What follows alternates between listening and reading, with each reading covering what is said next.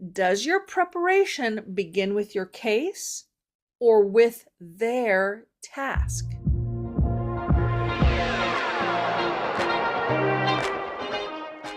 Welcome to the Foster Your Voice podcast with me, Kristi Foster. After a 30-year career in music and theater, I never imagined I'd be coaching trial attorneys. But once I entered your world, I quickly realized how critical and underutilized voice is in the courtroom. The truth is, you don't win trials with brute strength. You win with your voice. I'll give you tools to unlock your voice so you can communicate not just with purpose, but on purpose. If you want quick action tips to help you stay calm and in control, keep jurors engaged, and inspire your listeners to action, all through the power of your voice, you're in the right place. I'm Kristi Foster, and I'm here to help you foster your voice. Hello, Foster fam. Hey, glad you're here today for this new episode. We have a really interesting concept to talk about today, and I'm excited. Before we get there, though, I want to encourage you to put this on pause and just quickly leave a 5-star rating and a quick review. I'd love to help more people with their courtroom communication and juror engagement strategies, but I need your help to get the word out. So just pause real quick and then come back to the episode. Okay, welcome back. Today, I want to talk about a business concept that has absolutely nothing to do with the courtroom, and yet has everything to do with how you should be preparing for trial. It's called the Jobs to be Done framework. It was popularized by Clayton Christensen, the late author of The Innovator's Dilemma and a Harvard Business School professor. And he argued that to understand what motivates people to act, you first have to understand what they need to get done. You need to know the why behind the what. Now, the core idea from the Jobs to be Done framework is simple, but also profound. People don't buy products. They hire products to do a job. Listen to that reframe. So, for example, they're not buying a drill because they just love drills. They're hiring it to make a hole. Now, Christensen conducted a now famous study over why people were buying milkshakes from a popular drive-through restaurant around 8 a.m. daily. They weren't buying a milkshake because they wanted strawberry or chocolate flavors. These 8 a.m. commuters were actually hiring a milkshake to make a long, boring drive more tolerable and to keep them full until lunch. The flavor wasn't the job. The job was to address hunger, fight boredom, be convenient. And that shift in perspective changed how the company designed and marketed the product. Companies who are trying to elevate their marketing and product development are asking the wrong questions if they're only studying consumers' preferred features. The companies that are winning in the marketplace are the ones who stop obsessing over features and start obsessing over the job that their products are being hired to do. Now, if you're a trial attorney, maybe you're already sensing where this is going. Jurors are hiring you to help them with their job. I mean, not in a literal sense, of course. But when they step into the courtroom, they are tasked with a job. And if you don't understand that job clearly, your trial prep will revolve around just showcasing your case instead of truly supporting their work. Jurors are not there to admire your exhibits. They're not there to reward your eloquence, and they're not there to just check boxes or survive the week. They are there to accomplish something very specific. Their job is to understand complex facts, weigh their credibility, apply legal standards that are given to them in jury instructions, and then deliberate with strangers, and finally reach a verdict they can stand behind. That's the job. So the question becomes, does your preparation begin with your case or with their task? The jobs to be done framework would tell you that if you start with features, and in our world that means the facts, documents, expert credentials, timelines, if you're starting there, you're starting in the wrong place. Features only matter insofar as they help accomplish the job. Jurors don't need more information. They need the right information organized in a way that makes decision-making possible.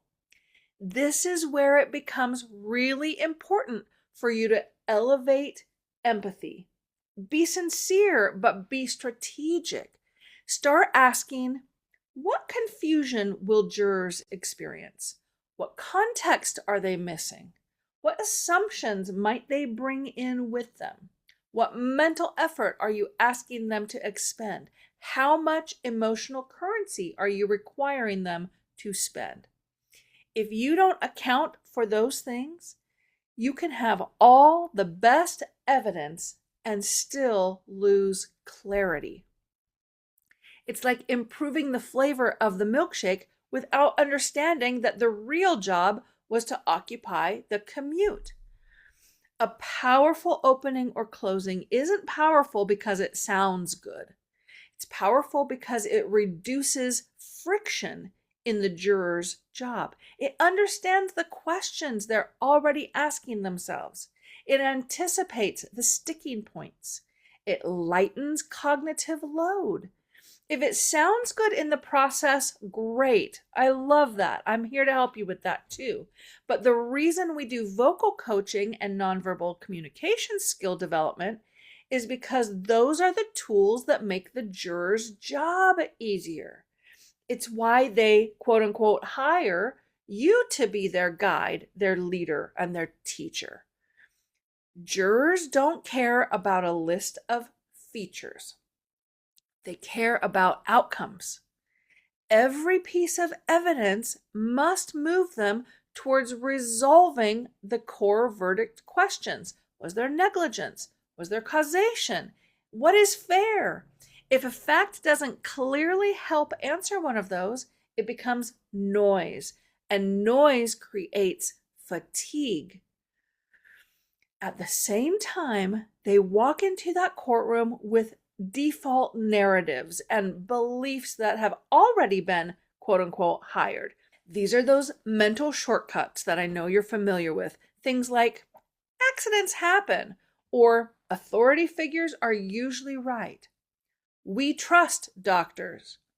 Those are the mental shortcuts that they've already hired.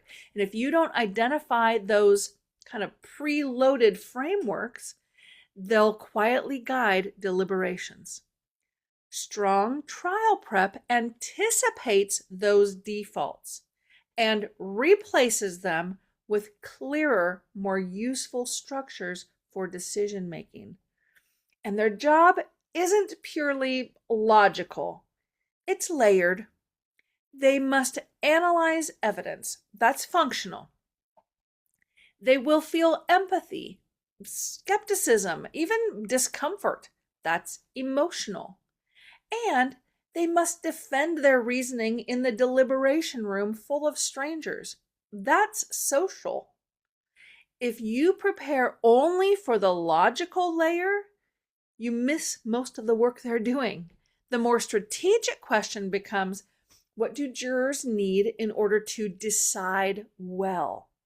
When you build your case around supporting that job across all three dimensions, your communication becomes sharper and your persuasion more durable. Just notice how this shifts your preparation. Instead of asking, how do I present this exhibit? You ask, what does this resolve for them? Instead of asking, how do I make this witness impressive? You ask, what clarity does this testimony provide that helps them apply the law? Instead of asking, how do I win? You ask, how do I make their decision easier, more logical, and more defensible? That shift changes everything. Because when jurors feel that their job is doable, when you have led them through a trial experience that is structured and supported and given them their core knowledge that they need to be successful, they can relax into the process. That's when they can engage. They can deliberate with confidence. When their job feels confusing and overwhelming, they're going to default to the shortcuts. So the jobs to be done framework reminds us that success hinges on understanding the true job your audience is trying to accomplish, not the superficial tasks. In the courtroom, that means your role is not merely to present facts. It's to present them, but in a way that enables jurors to understand, weigh, apply the facts according to the law. Your success does not hinge on how much you show. It hinges on how effectively you support what they must do. And that's where your voice matters.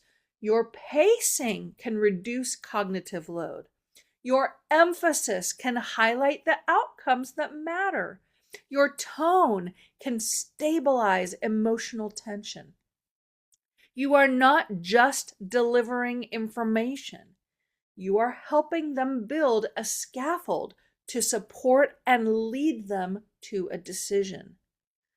When you approach your trial preparation through that lens, when you stop polishing features and start supporting the job, your advocacy becomes cleaner, more strategic, and more persuasive, because jurors don't need a better milkshake. They need help doing their job. Hey, real quick, if your jurors look confused when you say liability, standard of care, or damages, they're not tuning out because they don't care. They're tuning out because they don't speak law. I've put together a free guide called Top 20 Legal Terms to Avoid and What to Say Instead. It'll help you simplify your language without losing credibility, so your message actually lands. Download it now at fostervoicestudio.com/top20 or click the link in the show notes. All right, back to the episode. Okay, just carrying through on the notion that you are a tool that the jury is quote unquote hiring to do their job. Okay, I'm not intentionally calling you a tool. You know what I mean. Anyway, here's your reminder that you, like in your personhood, can help simplify and clarify things. How you use your body, how you control your energy, how you gesture, how you stand with ease. These are all ways that your physical presence assists with juror learning, reduces friction, and facilitates their success in their quote-unquote job. Let's just take movement as an example. I recently talked about frenetic energy. It's that physical manifestation of undirected energy. Go back to episode 57 to review when too much energy undermines your authority. That's what that episode was about. So just piggybacking on that, it's important that you understand that every move you make is sensory information that your jurors subconsciously interpret. Our brains are just wired to read signals. So when you move without intention, it gives the jury another piece of information to filter through. That's one more layer of processing that adds cognitive load and potential fatigue. That's why stillness during emotional moments is so powerful. You don't want to muddy up your message or complicate their learning with unnecessary layers. Stillness gives jurors space to process emotion without getting overwhelmed. Your body, your whole body, is a communication instrument. Condition it. Be kind to it. Make sure it's ready when you need it to be for the time that it's called upon. This is again where parallels to acting bring some clarity and confirm my point. You never see a good performer just hanging out, totally unaware of what their body is up to. Never.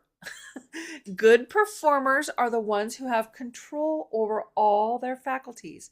They understand the nuance of their physicality, and they use their whole self to create compelling and inspiring communication.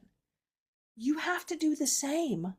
Otherwise, your message gets lost in the white noise of just physical ambiguity.